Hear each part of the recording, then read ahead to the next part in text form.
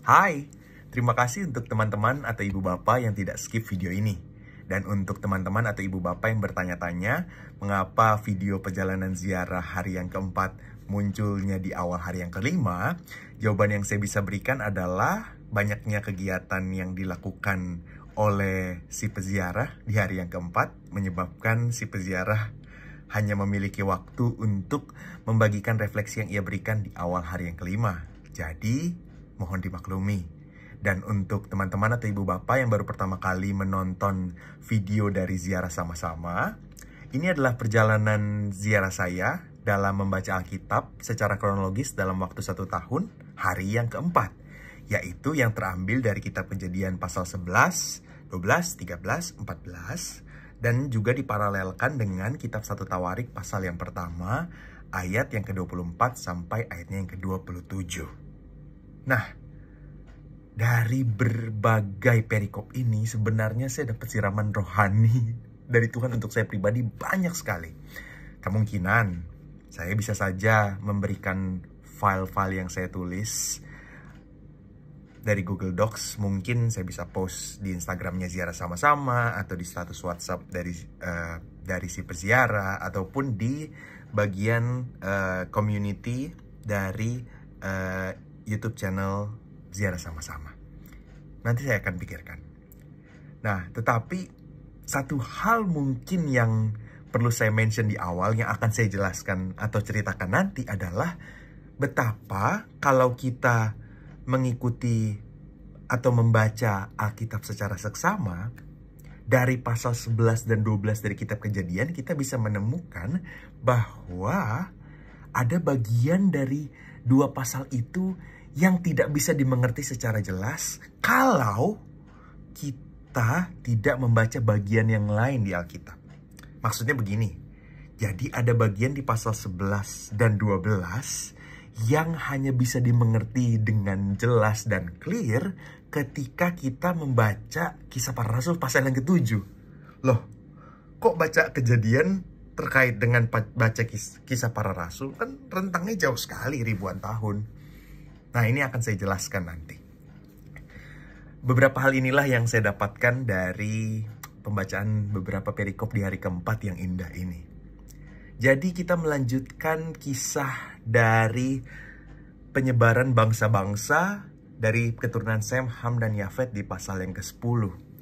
Dan kalau misalnya kita mencoba meneliti atau membaca secara seksama dari Alkitab kita, khususnya mungkin di bagian yang paling boring untuk dibaca, bagian paling membosankan yang dibaca, yaitu pasal 5 tentang Adam memperanakan Set memperanakan Enos ketika dia umur sekian, ketika dia umur sekian, mungkin sebagian dari kita membacanya sambil lalu.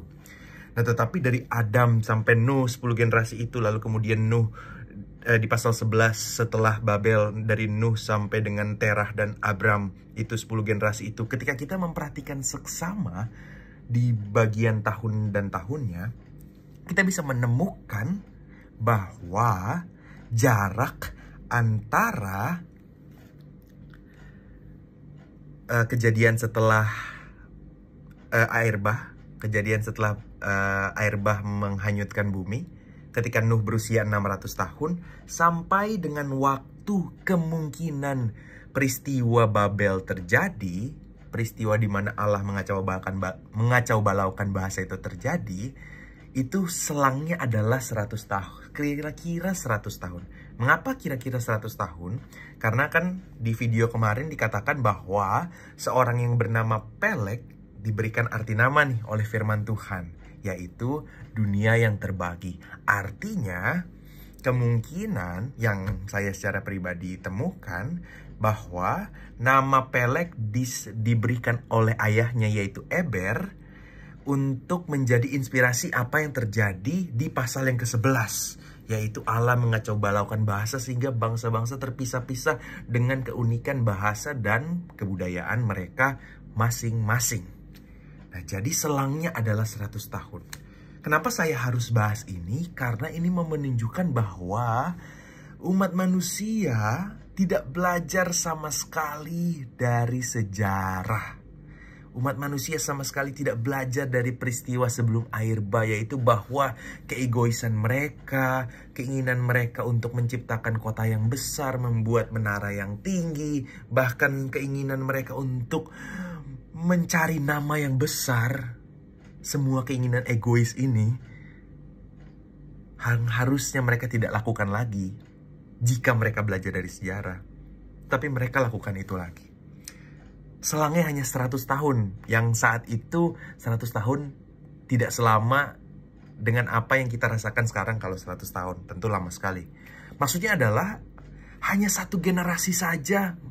Hanya perlu satu generasi saja untuk mereka lupa semua konsekuensi dari keegoisan dan kedegilan hati mereka dan kerakusan hati mereka. Artinya manusia sangat lemah kan?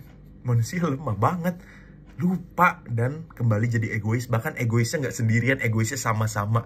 Bahkan dikatakan yang harusnya mereka setelah beranak cucu dan berkembang biak, mereka harusnya memenuhi bumi. Tetapi di tengah jalan saat mereka semua pindah ke satu daerah, mereka berhenti. Mereka stop mandat dari Tuhan. Dan mereka mencari hal-hal sia-sia itu. Di cerita ini seakan-akan iblis menang. Seakan-akan keturunan si ular menang. Oh, kalau misalnya ada kumpulan orang-orang yang egois ini, keturunan ular atau iblis gampang sekali untuk mengendalikan orang-orang ini melawan atau rebel kepada Tuhan. Tetapi Tuhan tidak tinggal diam. Ketika mereka berusaha naik, Tuhan turun, konfront mereka langsung. Tuhan langsung stop. Cara Tuhan stopnya gampang. Tuhan kacau balaukan.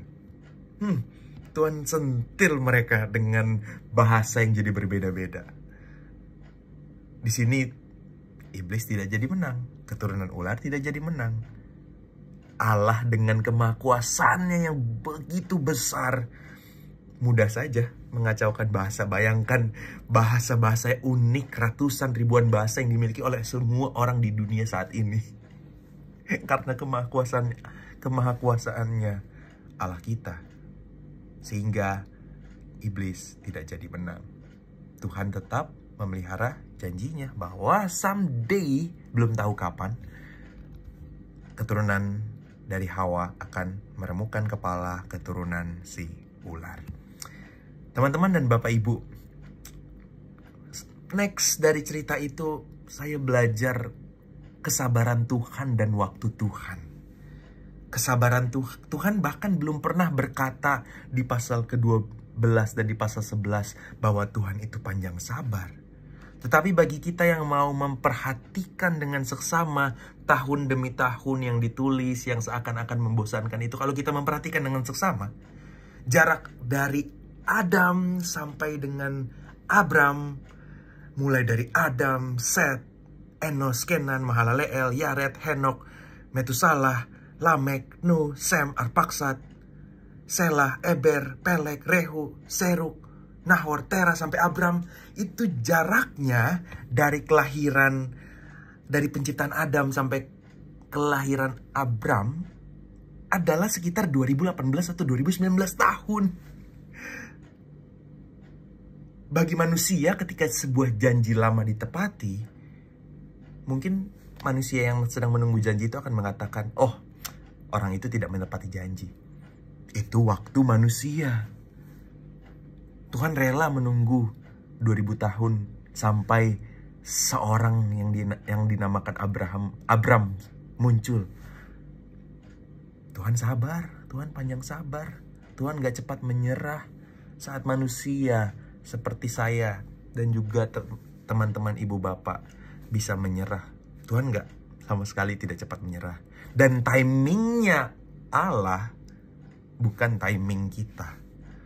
Sama sekali bukan timing kita. Dan bahkan setelah Abram lahir di 2018 atau 2019 tahun setelah penciptaan Adam, rencananya Allah tidak langsung dieksekusi. Bahkan harus ada 75 tahun lagi tambahan. Sampai Abram berusia 75 tahun, sampai Terah ayahnya meninggal, baru Abram dipanggil dan diberikan janji oleh Tuhan Allah di awal pasal yang ke-12.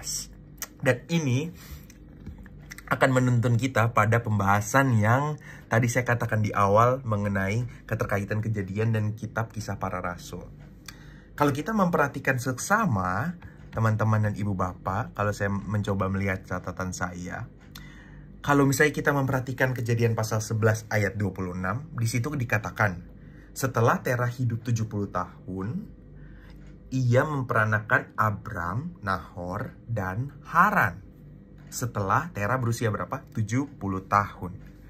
Nah, informasi yang diberikan di akhir pasal 11, lalu kemudian masuk ke pasal yang ke-12, tidak diberikan informasi yang jelas. Apakah Abram saat itu melangkah setelah dipanggil Tuhan ketika Terah sudah meninggal atau saat Terah masih hidup? Nah, kenapa saya membahas hal ini? Karena kalau misalnya kita salah membaca kejadian pasal 11 ayat yang ke-26, kita akan berasumsi bahwa Abram lahir saat Terah berusia 70 tahun. Kalau cara membaca kita seperti itu, maka saat dibandingkan dengan, kalau misalnya saya coba cek dengan pasal 11 ayat 32, kalau kita bandingkan, maka informasinya seakan-akan kontradiktif, seakan-akan gak cocok. Yang mengatakan bahwa Terah itu meninggal dunia di usia 205 tahun. Ini saya ajak kita berpikir sebentar aja. Jika Abram lahir saat Terah berusia 70 tahun, artinya jika Terah meninggal di 205 tahun, berapa umur Abram? Berapa? Umur Abram adalah 135 tahun. Artinya tidak cocok kan? Artinya tidak nyambung kan? Sedangkan kita tahu, mungkin yang tahu Alkitab, yang tahu cerita-cerita berikutnya, Abraham, Ishak, Yakub, Yusuf. Kalau kita tahu cerita-cerita itu, kita tahu bahwa Abraham saat 135 tahun, ya artinya sudah melewati 100 tahun. 100 tahun kan Ishak lahir. Jadi tidak mungkin dong Abram pergi keluar dipanggil oleh Allah setelah Terah meninggal, karena saat Terah 205 tahun, Abram seharusnya berumur 135 tahun. Nah, ternyata informasi dari Kisah Para Rasul pasal 7 ayat 6 saat Stefanus bersaksi kepada ahli-ahli Taurat tentang kesaksian imannya dia bercerita secara eksplisit bahwa Abram keluar dari Haran setelah dipanggil Tuhan saat Terah ayahnya sudah meninggal. Ini informasi yang sangat penting karena mengkonfirmasi bahwa Abram pergi meninggalkan Haran setelah ayahnya meninggal. Dan umur Abram yang jelas adalah 75 tahun saat momen itu terjadi. Artinya, kita harus membaca pasal yang ke-11 ayat yang ke-26 dengan cara berbeda. Arti bahwa Terah memiliki anak, yaitu Abram, Nahor, dan Terah Abram, Nahor, dan Haran saat dia berusia 70 tahun, bukan berarti bahwa Abram lahir di tahun ke-70, bukan. Tetapi bahwa mulai dari 70 tahun, Abram, Nahor, dan Terah mulai muncul dalam kehidupannya Terah. Mulai lahir. Dan kalau misalnya kita pakai perhitungan Abram 75 tahun saat Terah meninggal, berarti Abram itu lahir, kalau kita mau niat hitung-hitung ya, Abram itu lahir saat Terah itu berusia 130 tahun. Yang menandakan bahwa ada kemungkinan Abram bukan anak yang tertua. Mungkin setelah itu kita bertanya, loh, tapi kenapa nama Abram ditulis duluan? Alasannya kita akan tahu di pasal-pasal berikutnya, yaitu biasanya Tuhan akan menyebut nama yang lebih penting lebih dulu. Kalau misalnya saya mau spoiler ke peristiwa-peristiwa berikutnya di Alkitab, Ishak dan Ismail, kita tahu yang lahir duluan adalah Ismail, beda umurnya 14 tahun. Tetapi di berbagai bagian Alkitab berikutnya, penyebutannya selalu Ishak dan Ismail, bukan Ismail dan Ishak. Padahal yang lebih tua Ismail. Kemudian Yakub dan Esau, lebih sering ditulis Yakub dan Esau. Padahal kita tahu si kakak, walaupun mereka kembar, si yang kakak adalah Esau. Kemudian contoh berikutnya, Manasye dan Efraim. Yang sering disebut lebih dulu adalah Efraim dan Manasye. Padahal anak yang lebih tuanya adalah Manasye. Tapi karena Efraim saat itu yang lebih besar, saya kurang ingat, nanti ketika sampai ke cerita Manasye dan Efraim saya mungkin ingat jawabannya. Tetapi nama Efraim yang si anak kedua gitu, yang lebih important atau lebih penting. Nah, jadi itu alasannya nama Abraham ditaruh duluan. Bukan berarti bahwa dia lahir saat Terah berusia 70 tahun. Tetapi menandakan bahwa Abraham adalah nama yang jauh lebih penting dibandingkan nama Nahor dan juga nama Haran. Itu hal-hal teknis yang mungkin bagi kita pembaca Alkitab yang jeli akan menemukan hal tersebut. Hal itu penting untuk dinotis, meskipun misalnya kita bukan tipe pembaca yang seperti itu. Hal-hal itu penting untuk kita melihat bahwa ada hal-hal yang sebenarnya kita dalam tanda kutip tidak boleh terima mentah-mentah. Kita sebagai orang atau anak-anak Allah yang dipenuhi Roh Kudus sebenarnya bisa melakukan penyelidikan sendiri terhadap Alkitab. Yang saya maksud adalah kita pun jika punya waktu dan mau menyisihkan waktu, kita dapat menemukan keindahan Alkitab dari pembacaan yang kita lakukan sendiri. Kita tidak hanya mendapatkan berkat firman Tuhan dari khotbah atau dari podcast atau dari Bible study atau studi Alkitab secara mendalam. Ya, diri sendiri juga bisa. Kalau kita berdoa mengandalkan Tuhan Allah, mengandalkan Allah Roh Kudus, kita pun akan diberi sesuatu yang unik dari Tuhan yang mungkin tidak akan kita dapat saat kita dengar khotbah, yang mungkin kita tidak akan dapat saat kita hanya dengar dari orang. Kita mungkin bisa dapat saat kita masuk sendiri dan memakan dalam tanda kutip, mengunyah, mempelajari, hidupi firman itu secara langsung dengan Allah Roh Kudus dan dengan tuntunan dari Ia sendiri. Nah, teman-teman dan Bapak Ibu, lanjut ke cerita tentang Abram.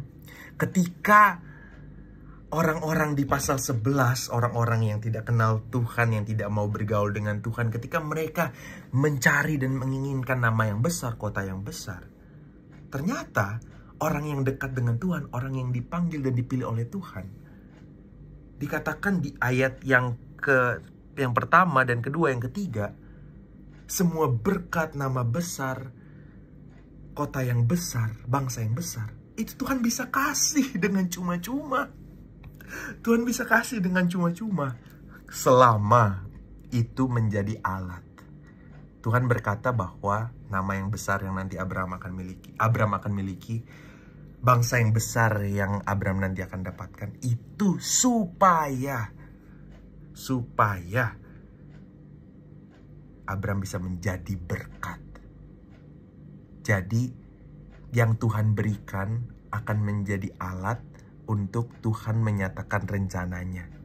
Yang Tuhan berikan, yang Tuhan titipkan kepada Abram tidak akan pernah menjadi tujuan utamanya. Justru itu alat. Berkat materi itu alat. Reputasi itu alat. Nama baik itu alat untuk seseorang yang dekat dan bergaul dengan Tuhan menjadi berkat. Itu tidak pernah menjadi tujuan akhir pencarian manusia. Pencarian akhir manusia adalah menjalankan kehendak Tuhan. Ini indah sekali. Gitu saya refleksikan buat diri saya sendiri. Dan semoga menjadi berkat juga. Nah, teman-teman dan ibu bapak yang menyaksikan video ini, Abram setelah dipanggil dia taat. Tujuannya ke Kanaan bukan berarti tujuan itu baru diketahui, tetapi tujuan itu telah diberikan oleh Tuhan kepada bapaknya, itu Terah. Karena itu Terah membawa Abram dan seluruh keluarganya. Mereka sudah on the way dari Ur Kasdim, perjalanan jauh sekali ke Kanaan, tetapi di tengah jalan di Haran mereka berhenti. Dan Abram melanjutkan. Jadi sesuatu hal yang di masa lalu tidak semuanya dibuang, tapi masa lalu yang memang terkait dan sesuai dengan rencana Tuhan akan dibawa berlanjut di visinya Abraham. Jadi dia taat masuk ke Kanaan, dia berjalan bersama dengan keponakannya yaitu Lot, bersama juga tentu dengan istrinya Abram yang dia telah nikahi yaitu Sarah. Nah teman-teman dan ibu bapak, Abram ini punya, jadi sampai pasal yang ke-14, dia punya 5 atau 6 titik pemberhentian. Dan sadari satu hal yang menarik. Tempat-tempat di mana Abram melakukan apa yang baik, atau tempat-tempat di mana Abram mendapatkan hal yang baik, yaitu saat di mana Abram di 5 atau 6 titik itu, 5 titik yang dia datangi. Perhatikan dari pasal 12 sampai pasal ke-14. Yang Abram selalu lakukan adalah membuat altar kepada Tuhan. Di setiap titik perjalanan kehidupan yang dia lalui, journey yang dia lalui, di setiap titik journey yang dia mau lalui, dia selalu mau taruh. Sampai di sini Tuhan menolong. Dia pindah ke tempat B, sampai di sini Tuhan menolong. Dia pindah ke tempat C, sampai di sini Tuhan menolong. Sampai tempat D, tempat E, tempat F, 5-6 tempat awal yang dia datangi. Dia selalu mau dirikan mesbah di sana. Dia selalu mau puji Tuhan di titik-titik kehidupannya itu. Dan ya, saya merenungkan apakah di titik-titik kehidupan saya dan mungkin di kehidupan teman-teman atau bapak ibu, apakah semua titik-titik kehidupan itu dipenuhi mesbah atau altar yang kita bisa berikan sebagai rasa syukur kita. Abraham ini dia bersyukur terus gitu. Artinya dia benar-benar bergaul dekat dengan Tuhan setelah Tuhan panggil dia. Dia mengucap syukur terus di tempat di mana dia bisa sampai. Dan kita belajar bahwa Abraham adalah orang pertama yang disebutkan Tuhan sebagai orang yang kaya.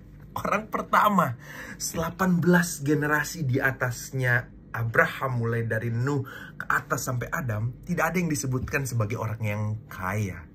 Artinya, seolah-olah Abram mematahkan, mematahkan kutuk yang diberikan Tuhan kepada tanah. Kutuk bahwa manusia akan bekerja keras seumur hidupnya. Ini Abraham kaya. Abraham disebutkan sebagai orang yang kaya di pasalnya yang ke-13. Bukan karena dia incar kaya, bukan karena dia ingin kaya, tetapi itu adalah sesuatu yang dititipkan Tuhan.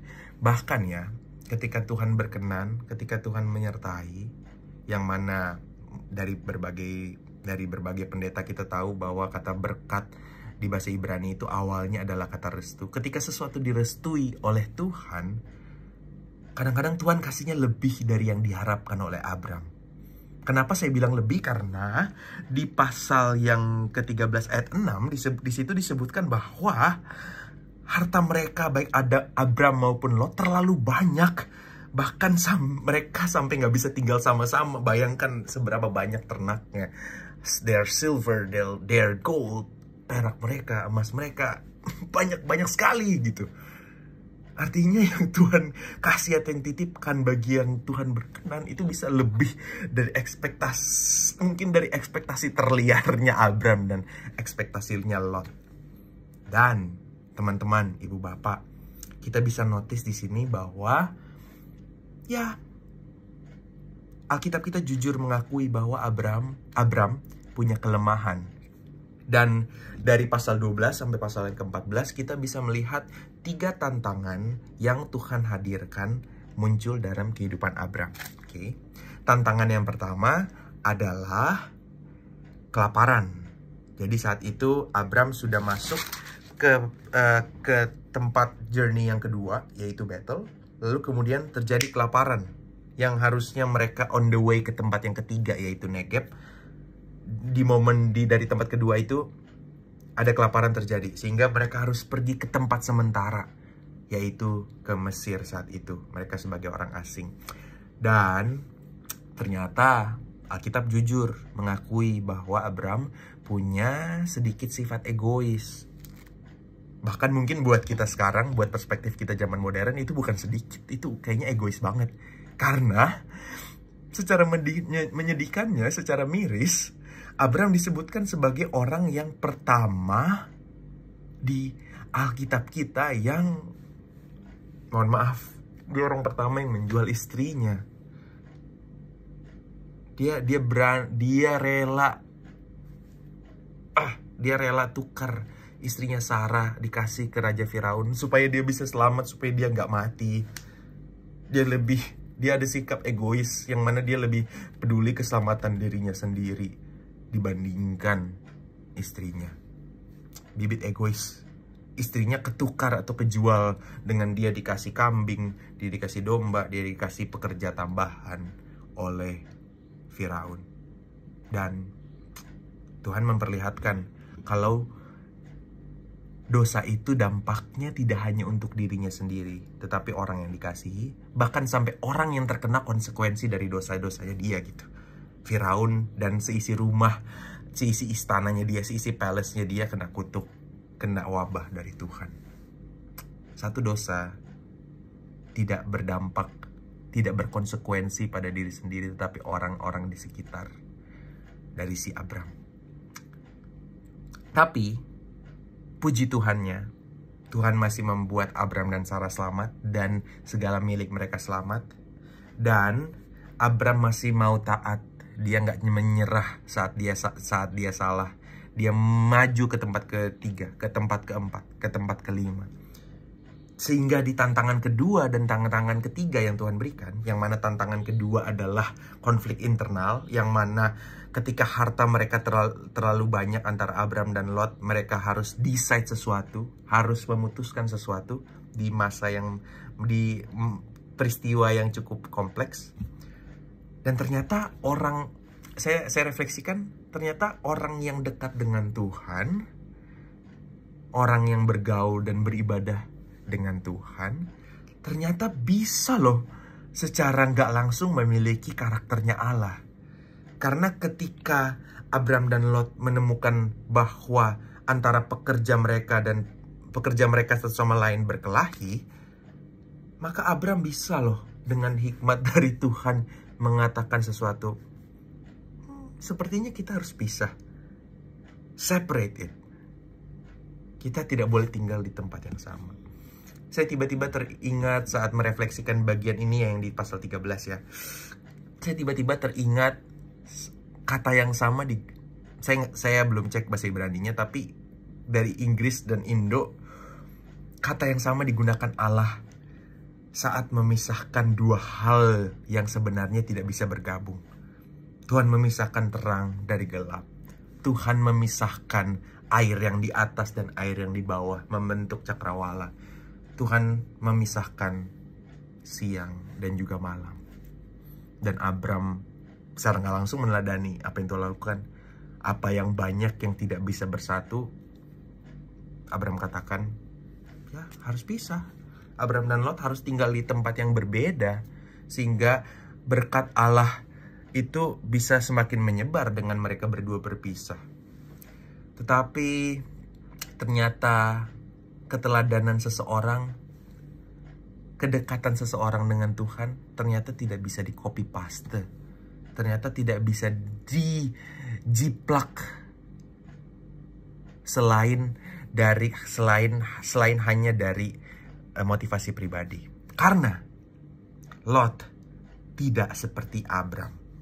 Kalau kita lihat di pasal 13, Lot adalah orang yang cepat tertipu matanya. Dia melihat bahwa lembah Yordan yang dia tengok banyak airnya. Dia menganggap lembah Yordan itu seperti Taman Eden. Bayangkan dari mana dia tahu Taman Eden? Padahal selangnya itu udah hampir 2100 tahun dari Adam sampai Abram dan Lot. Gimana dia tahu? Ya kemungkinan karena zaman dulu belum ada kertas, belum ada notes, belum ada pulpen. Ya kemungkinan legenda atau kisah tentang bagusnya, indahnya Taman Eden itu diteruskan dari generasi Adam. Adam mungkin ceritain ke Set, Adam dan Hawa ceritakan ke Set, Set ceritakan ke Enos, Enos ceritakan ke Kenan, sampai beribu-ribu tahun ke Nuh, Nuh ke Sem, Sem ke Arphaxad dan sebagainya, sampai ke Terah, sampai ke Nahor. Mungkin berita atau cerita tentang bagusnya Taman Eden itu selama 2000 tahun, 2100 tahun terus berlanjut gitu. Tapi yang menandakan bahwa imajinasinya Lot itu salah adalah dia membandingkan imajinasinya tentang Taman Eden dengan Mesir. Ya nggak cocok. Artinya dia mudah tertipu oleh apa yang dia pikir, oleh perspektifnya dia, oleh pendapatnya dia. Dia juga tidak mengingat bahwa memilih tempat di mana ia pergi juga sekaligus harus mengecek orang-orang seperti apa yang akan dia datangi. Dia lupa kalau yang dia lihat itu adalah tempat di mana orang Sodom dan orang Gomora hidup. Yang firman Tuhan katakan orang-orang tersebut sangat jahat sehingga udah jadi buah bibir di mana-mana. Kok Lot bisa lupa? Hanya bisa tertipu hanya dengan melihat looks dari luar yang bahkan sangat jauh. Dan yang lebih parah, Lot gak konsultasi sama Tuhan. Setelah dia lihat, dia putuskan, dia pergi, gak nanya sama Tuhan. Ya mungkin itu yang seringkali saya dan teman-teman atau ibu bapak alami. Saat kita tertipu, mata kita tertipu, saat hati kita tertipu, saat otak kita tertipu dengan hal-hal di dunia dan kita main langkah saja. Ya mungkin kita pernah mengalami hal seperti itu. Dan ternyata ribuan tahun sebelum kita hidup, Lot pun mengalami itu. Dan yang lebih parah, dia gak konsultasi sama Tuhan. Ya, jadi pengingat buat kita. Untuk setiap decision yang kita lakukan, yang saya lakukan, yang teman-teman lakukan, yang ibu bapak lakukan, konsultasi terus sama Tuhan. Bahkan ketika terlihat menggiurkan, mungkin saja itu kita lagi tertipu. Kita tidak tahu. Saya butuh hikmat Tuhan. Teman-teman butuh hikmat Tuhan. Ibu bapak membutuhkan hikmat dari Tuhan. Akhirnya Lot pergi dan Abram sekali lagi mendengar suara Tuhan, bergaul lagi dengan Tuhan. Sehingga Abram ketika jalan, dia jalan bisa menyelaraskan kehendaknya dia dengan kehendaknya Tuhan. Di mana tempat Abram sentuh, maka tempat itu menjadi berkat. Masuklah kita ke pasal yang ke-14. Pasal yang menyediakan atau memperlihatkan rintangan atau tantangan ketiga ini yang cukup berat nih. Yang cukup berat. Yaitu Lot masuk ke kandang singa yang mana 4 kerajaan lawan 5 kerajaan. Di situ sedang panas-panasnya gitu.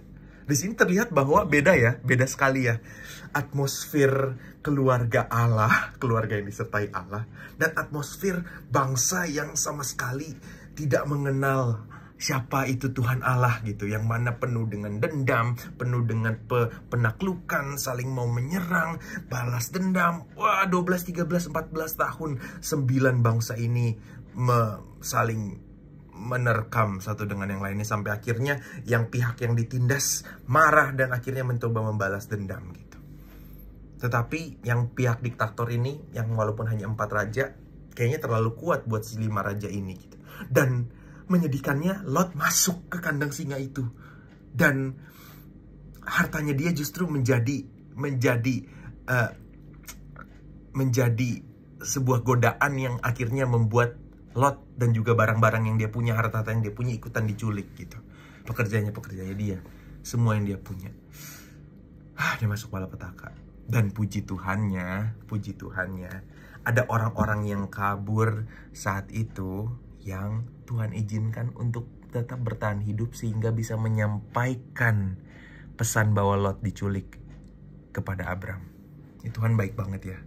Kalau misalnya ada satu anggota keluarga kita atau satu orang-orang terdekat kita yang seandainya sedang terhilang atau sedang sakit atau sedang perlu diselamatkan, selamatkan secara fisik, selamatkan secara psikis, selamatkan secara spiritual, kayaknya Tuhan akan beri kepekaan gitu deh ke orang percaya gitu, bahwa saya harus selamatkan si ini, saya harus bantu si ini.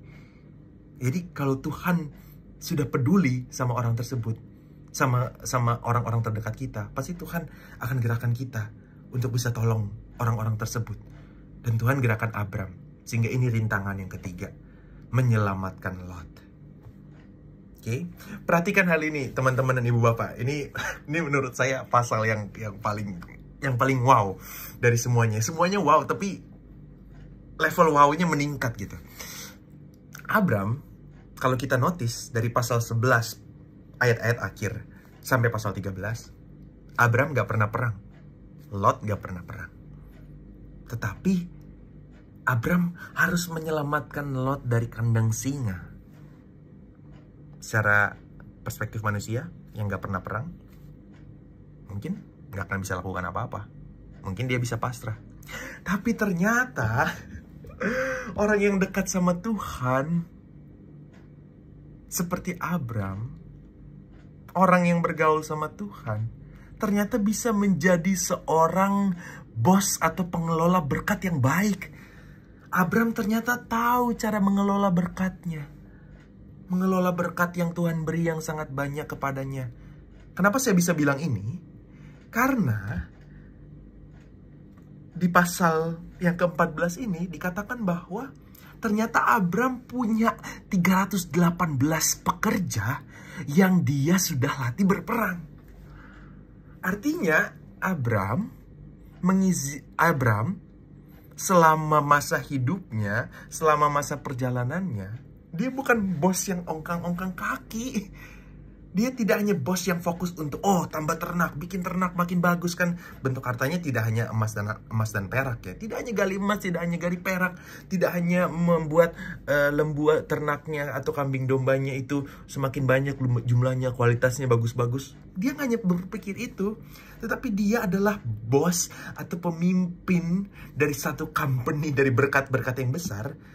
Dia memikirkan keselamatan dari semua yang dia punya, yang dia lagi kelola nih, berkat Tuhan yang dia kelola. Dia pikirkan keselamatan mereka sehingga Abram train mereka buat perang. Abram melatih mereka buat perang. Dan punya orang-orang terlatih. Kalau Abraham rakus ya, Abram bisa loh, saya mau tempat itu. Oke, kita punya army kan, kita serang. Abram gak melakukan itu. Justru Abram melatih buat melindungi. Abram melatih untuk melindungi berkat yang Tuhan percayakan untuk dirinya kelola. Abram melatih diri berperang, dia dan orang-orangnya, untuk melindungi. Sehingga ketika rintangan yang berat seperti ini muncul di hidupnya, Abram siap. Abram kirim 318 orang itu pergi kejar Lot. Perjalanannya nggak ada mobil, nggak ada tank. Hanya mengandalkan binatang mungkin. Artinya perjalanannya berhari-hari.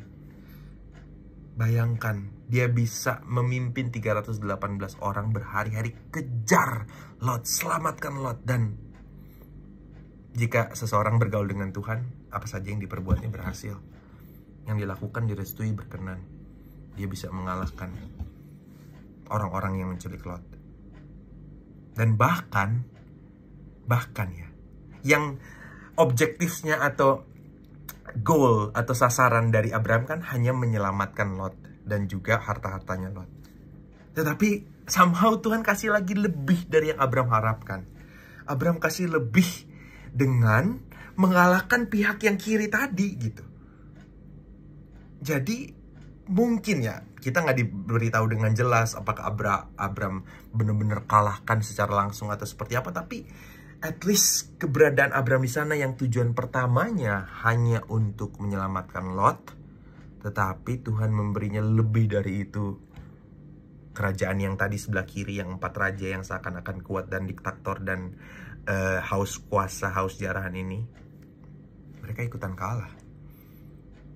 Dan ini yang paling indah, ketika ada seorang tokoh paling misterius tapi penting di Alkitab muncul di pasal 14 di ayat-ayat akhir, yaitu seorang imam Allah yang maha tinggi yang bernama Melkisedek.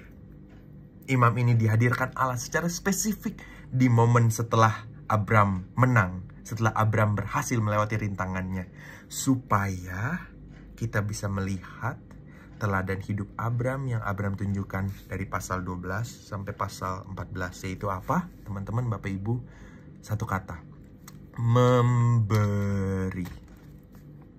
Dari awal dia memberi diri, memberi pengagungan, beribadah. Di tengah jalan, di tengah journey-nya dia memberi diri. Di setiap tempat dia memberi kepada Tuhan. Dan di akhir setelah dia menang, dia memberikan 1/10. Kita mendapat awal kan? Kita mendapat awal kisah dari persepuluhan. Setelah menang, bukan dia foya-foya, bukan dia larut dalam kebahagiaan. Respon pertama setelah menang, setelah selesai masalahnya, memberi, mengucap syukur. Dia tahu bahwa ini milik Tuhan. Saya hanya pengelola berkat yang begitu banyak ini. Saya hanya diberi belas kasihan dengan menang. Bahkan menangnya melebihi ekspektasinya dia, melebihi goalsnya dia, itu selamatkan Lot. Abram tahu itu semua dan dia memberi 1/10. Dan bahkan zaman dulu orang yang layak, orang yang menang, biasanya orang yang layak mendapat jarahan. Sehingga Raja Sodom saat itu pengen kasih gitu. Ya, kita nggak tahu apakah motivasinya tulus ngasih jarahan perang ini, karena Sodom adalah salah satu pihak yang menang dari yang kelima kerajaan kecil tadi. Tapi Abram bilang, dia bukan orang yang mau dibeli. Sehelai pun saya tidak mau ambil.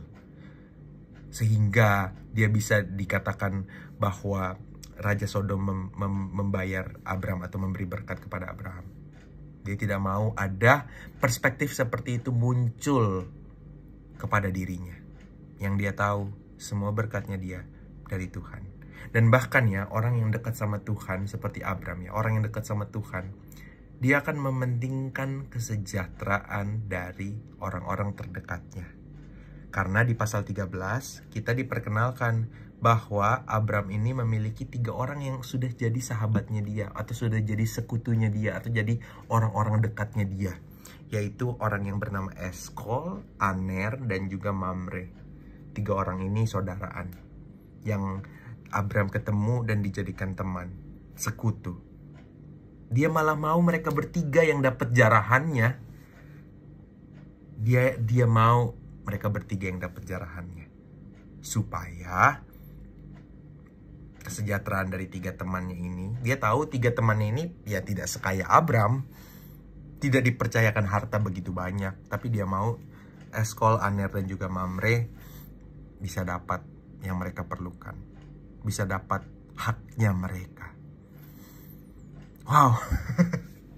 Ini baru 3 pasal, teman-teman, ibu bapak. Ini baru 3 pasal, tapi wah, begitu banyak yang Allah tunjukkan kepada saya secara pribadi melalui kisah Abram. Ya, Nuh ceritanya mantap, tapi ada something different gitu dari Abram, dari ceritanya Abraham, dari teladan hidupnya Abraham. Ya mungkin karena Abram diberi privilege, dikasih halamannya banyak gitu di Alkitab ya oleh Tuhan ya. Tapi ya nonetheless, dari 3 pasal saja saya belajar begitu banyak. Kebesaran Tuhan, kesabaran Tuhan, kemurahhatian Tuhan, kedekatan dengan Tuhan, sikap menyikapi permasalahan. Ya, dia lemah di rintangan pertama, dia kalah, tapi dia nggak nyerah. Di rintangan kedua dan rintangan ketiga, dia bisa tunjukkan kepada Tuhan. Videonya jadi sangat panjang. Ini saat saya merekam ini sudah 44 menit setengah. Tapi semoga video ini dapat memberkati, video ini dapat menguatkan. Video ini dapat membakar lagi semangat kita yang mungkin siapa tahu ada sebagian dari kita yang mungkin tidak membaca tetapi hanya mendengar. Semoga bisa jadi satu motivasi untuk kita dive in sendiri, kita menyelam sendiri masuk kekayaan firman. Karena mungkin ada banyak sekali hal yang Tuhan hanya berikan kepada teman-teman dan ibu bapak.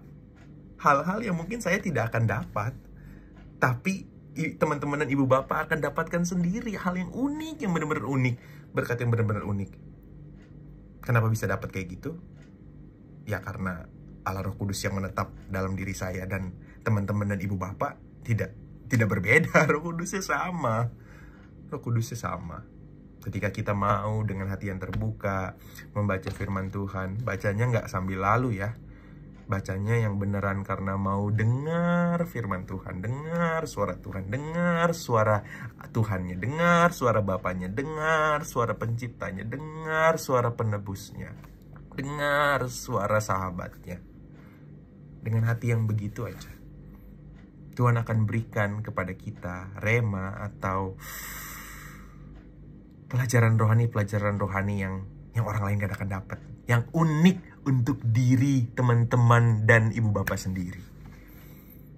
Selamat membaca. Ini hari yang keempat. Kita melangkah ke hari yang kelima, keenam, ketujuh. Bukan dengan kekuatan saya, bukan dengan kekuatan diri kita sendiri, tetapi dengan kekuatan Allah Roh Kudus, Allah yang kuasanya jauh melampaui dunia ini. Terima kasih dan Tuhan berkati.